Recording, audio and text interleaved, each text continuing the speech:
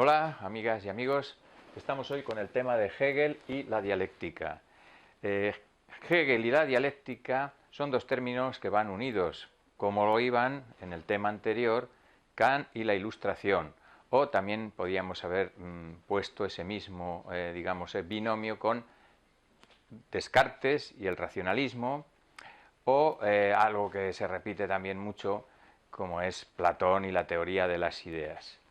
Bien, es un tema, el de Hegel, un poco complicado para desarrollar en poco tiempo. Lo son todos, claro está, para desarrollar en 20-30 minutos, pero Hegel especialmente por su terminología, por la complejidad del desarrollo de sus ideas, de su sistema.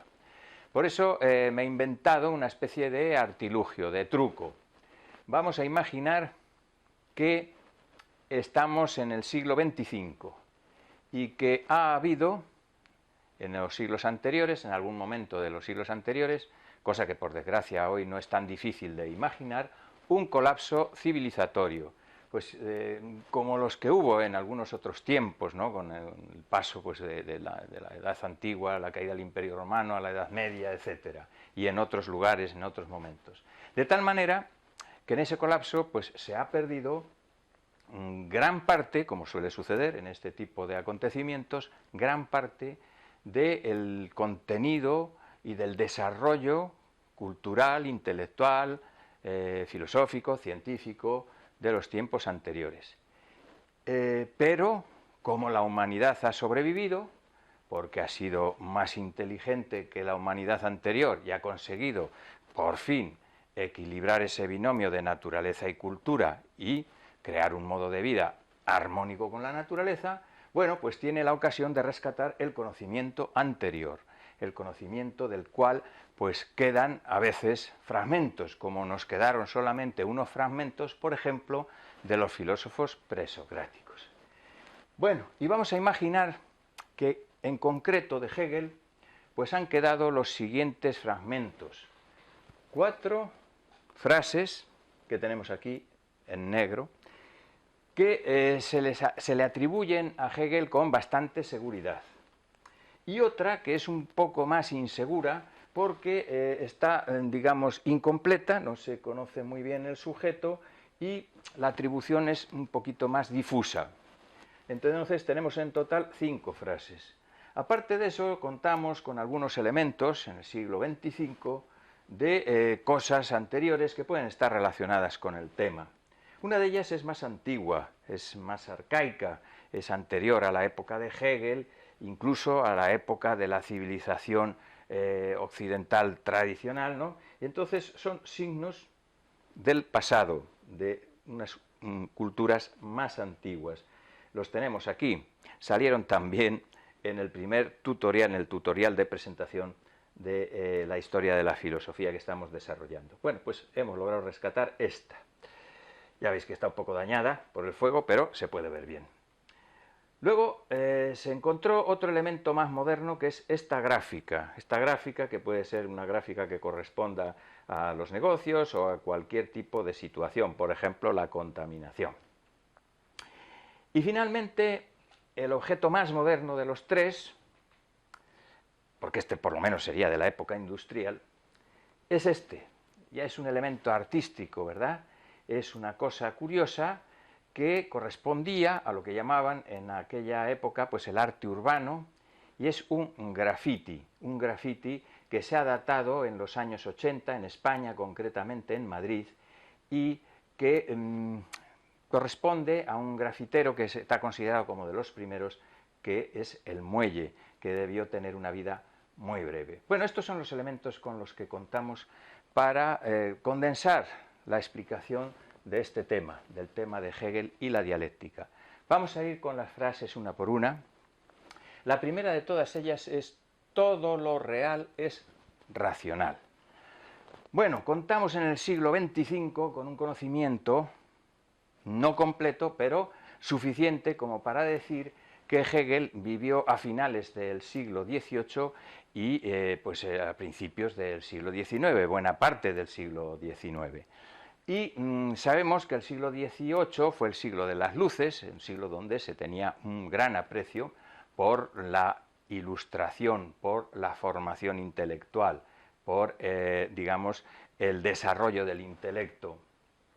Anteriormente, siglo XVII, fue una época del racionalismo, de gran aprecio a la razón. Y todavía antes, en siglo XVI, tenemos la época del humanismo, es decir, la época donde se valora al ser humano por sus propias, digamos, valores y sus propias facultades, de las cuales, claro está, destaca la facultad intelectual.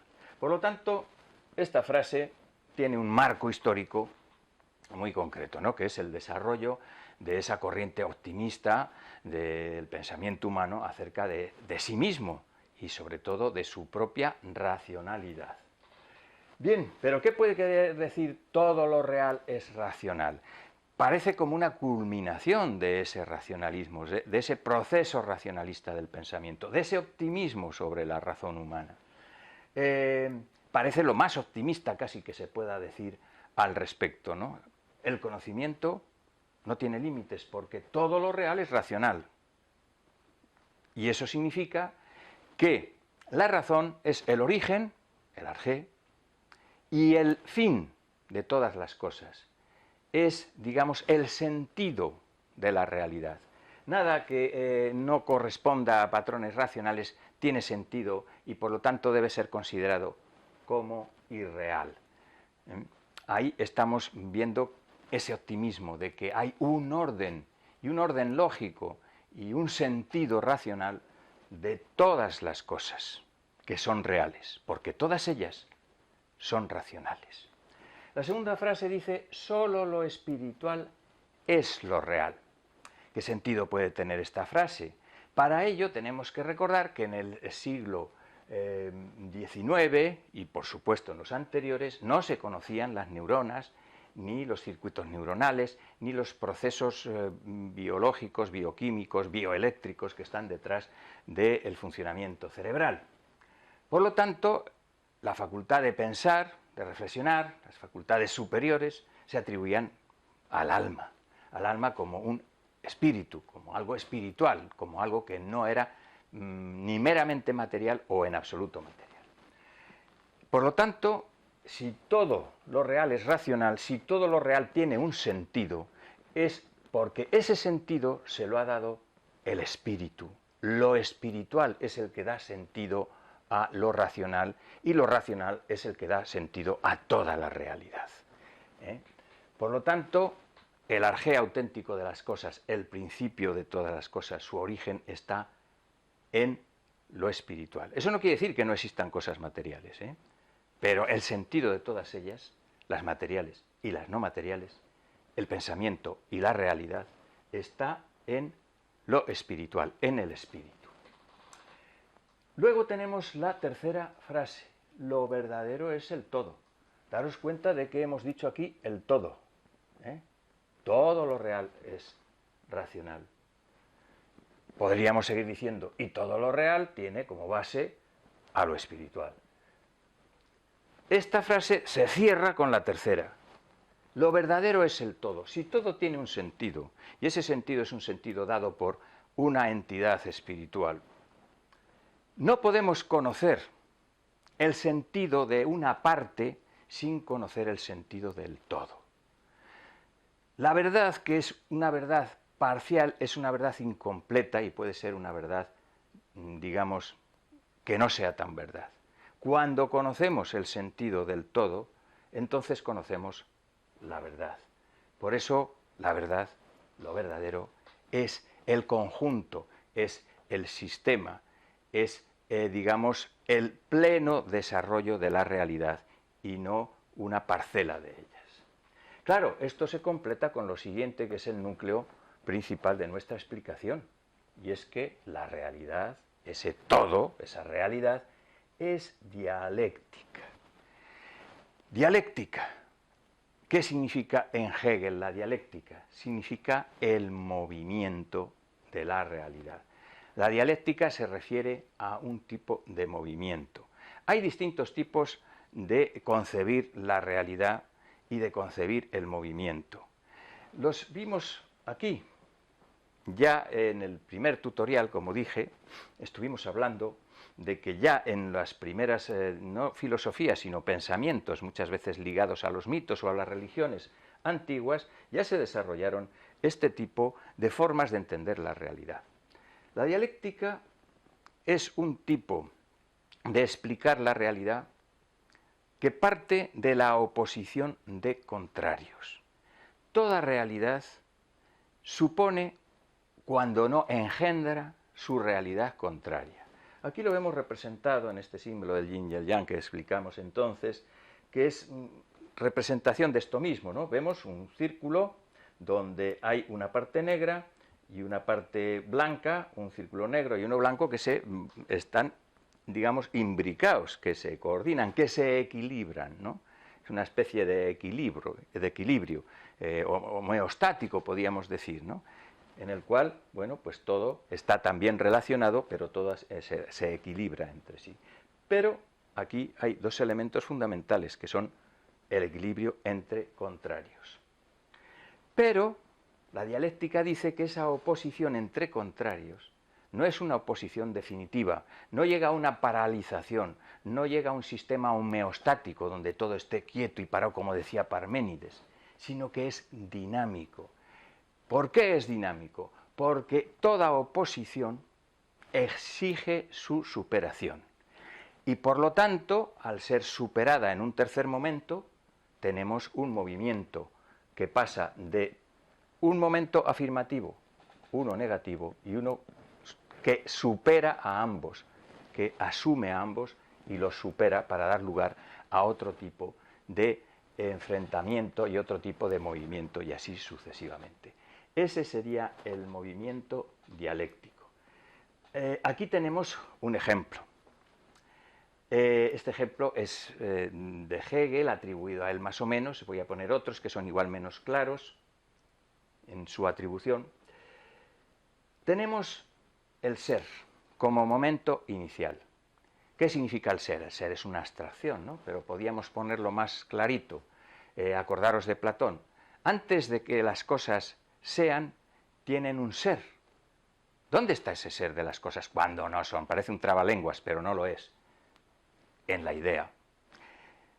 Si tú eres un artista y vas a hacer, pues, una escultura, antes de hacer la escultura, antes de que la escultura sea, se materialice, exista, ¿dónde está esa escultura? Aquí, en tu cabeza. Es una idea. Por lo tanto, el ser es el primer momento, pero el ser necesita salir fuera de sí para materializarse. Y entonces tenemos el segundo momento, la existencia. La existencia ya es la realización del ser, la realización de la idea. Y amigos, en la existencia no hay vuelta atrás, ¿eh? Te puede salir bien, te puede salir mal, tiene cierta, digamos, independencia. Pero hay un tercer momento, que es el ser para sí, que dice Hegel. Yo lo he simplificado en la conciencia. La conciencia. Imaginaros el mundo de Platón o el mundo de la Biblia, ¿no? El Dios creador. Primero está la idea del mundo. Luego está el mundo material, que es lo contrario de Dios. Espíritu, materia. Pero esa materia es dinámica. Hay una tensión, hay una lucha entre una de las cosas, que es la idea, y la cosa real, la existencia, que da lugar a un dinamismo. Y ese dinamismo acaba dando lugar a el ser para sí, es decir, al ser consciente, al ser humano, como consciencia. Es un ser que tiene la idea, la consciencia y también la materia. Bueno, esto sería una manera de ver dialécticamente el desarrollo, pues, de la realidad.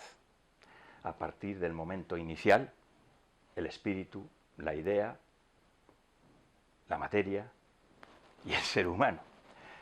Otra forma de presentar esta dinámica parte también del ser. Podemos partir de nuevo del ser. ¿Qué es lo contrario del ser?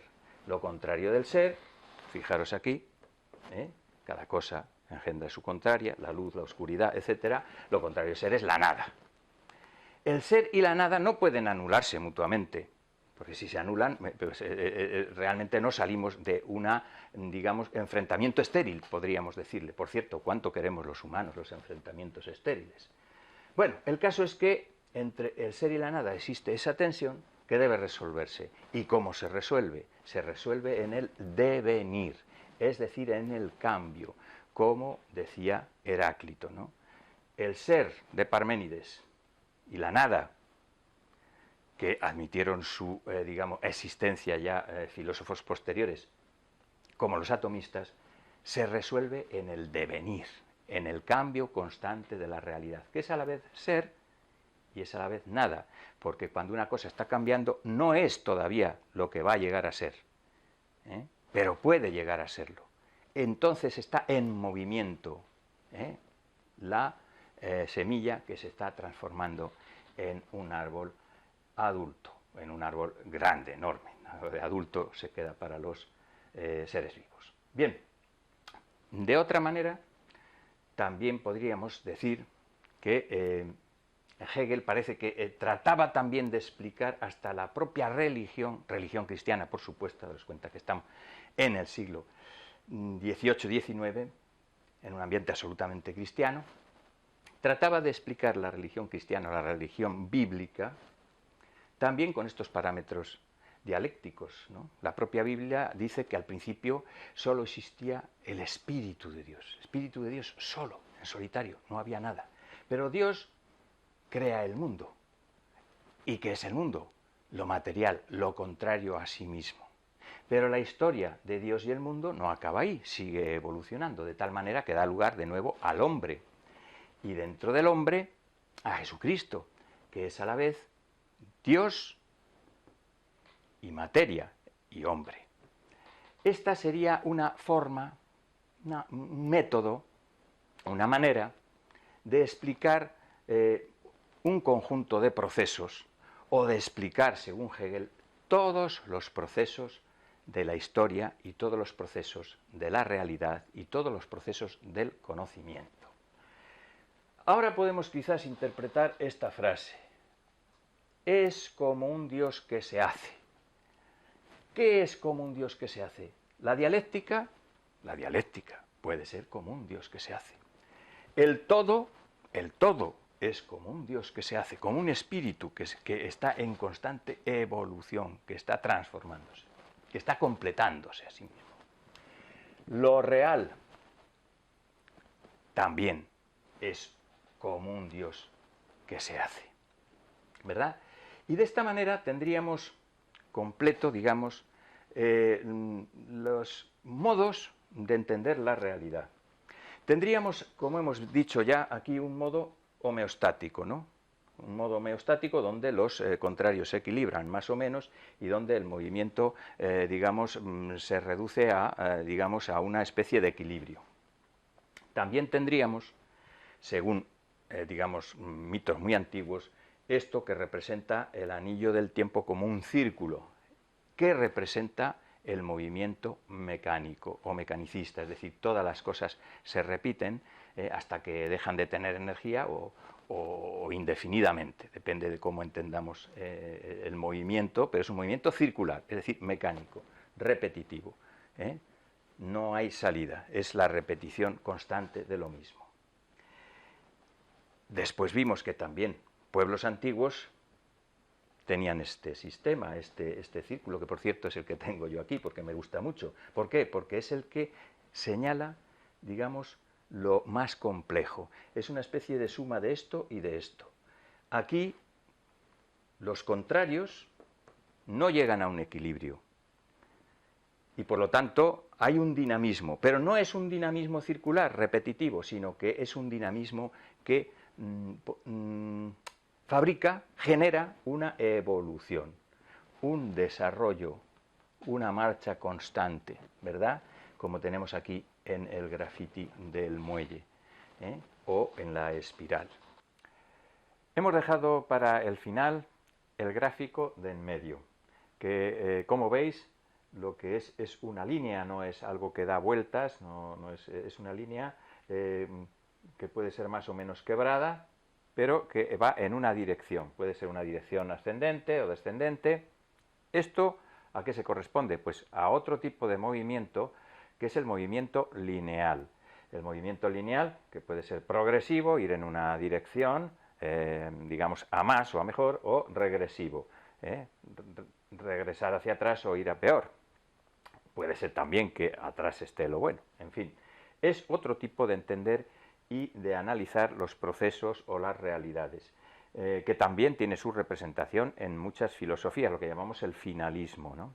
Bien, con eso tenemos un panorama, digamos, casi completo de cómo se puede imaginar la realidad y los procesos que hay en ella a lo largo de la historia del pensamiento. Y de esta manera completamos también el tema. Bueno, espero que esto os haya entretenido y os haya ilustrado, como decían los antiguos. Pues hasta la próxima.